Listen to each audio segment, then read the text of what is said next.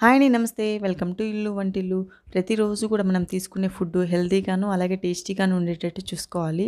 అందుకనే ఈరోజు మీకు ఆరోగ్యానికి చాలా మంచి చేసే బనానా స్టెమ్‌తో ఫ్రై ఎలా చేయాలో చెప్పబోతున్నాను. ఈ బనానా స్టెమ్ తినడం వల్ల జీర్ణాశయ సమస్యలు ఉన్న వాళ్ళకైనా, కిడ్నీలో రాళ్ళు ఉన్న వాళ్ళకి, డయాబెటిక్ పేషెంట్స్‌కి, యూరిన్ ప్రాబ్లమ్ ఉన్న వాళ్ళకి చాలా మంచి చేస్తుంది. మరి ఈ బనానా స్టెమ్‌తో ఫ్రై ఎలా చేయాలో చూద్దామా? ముందుగా ఒక బౌల్‌లో 2 glasses water, half table spoon salt వేసుకొని పక్కన పెట్టుకోవాలి. ఇప్పుడు ఫ్రెష్‌గా ఉన్న 500 గ్రాముల బనానా స్టెమ్ తీసుకొని పైన ఉన్న లేయర్‌నంతా కూడా రిమూవ్ చేసుకోవాలి. చూడండి నేను చూపిస్తున్నాను కదా! ఈ విధంగా పైన ఉన్న లేయర్‌నంతా కూడా నైఫ్‌తో కట్ చేసుకొని రిమూవ్ చేసుకోవాలి. పైన లేయర్‌నంతా కూడా రిమూవ్ చేసిన తర్వాత చూడండి ఈ బనానా స్టెమ్‌ను మాత్రమే మనం ఫ్రై చేసుకోవాలి. చూడండి ఈ బనానా స్టెమ్‌ను మీకు వీలైనంత సన్నగా కట్ చేసుకోండి. సన్నగా కట్ చేసుకున్నారంటే మీకు తొందరగా ఫ్రై రెడీ అయిపోతుంది.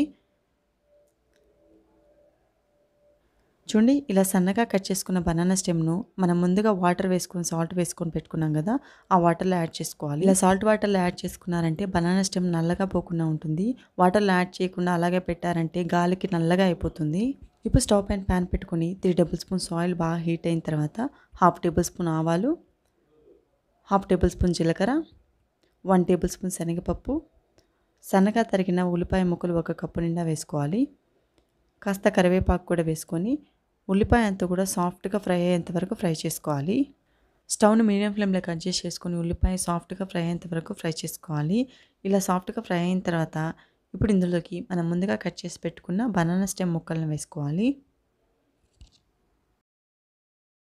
ఇవన్నీ వేసుకొని ఉల్లిపాయ అంతా కూడా బాగా మిక్స్ అయ్యేలాగా ఒకసారి బాగా మిక్స్ చేసుకోవాలి.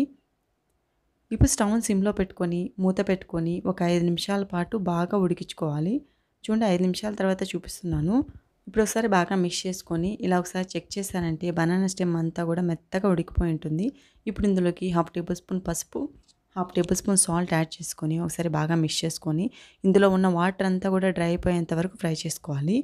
వాటర్ అంతా కూడా డ్రై అయిపోయిన తర్వాత ఇప్పుడు ఇందులోకి 3 టేబుల్ స్పూన్స్ పల్లి పొడి వేసుకొని పల్లి పొడి అంతా కూడా ముక్కలకి బాగా పట్టేలాగా మిక్స్ చేసుకొని మూత పెట్టుకొని స్టవ్ సిమ్‌లో పెట్టుకొని ఒక 2 నిమిషాల పాటు ఫ్రై చేసుకున్నానంటే టేస్టీగా బనానా స్టెమ్ ఫ్రై అయితే రెడీ అయిపోయిందండి.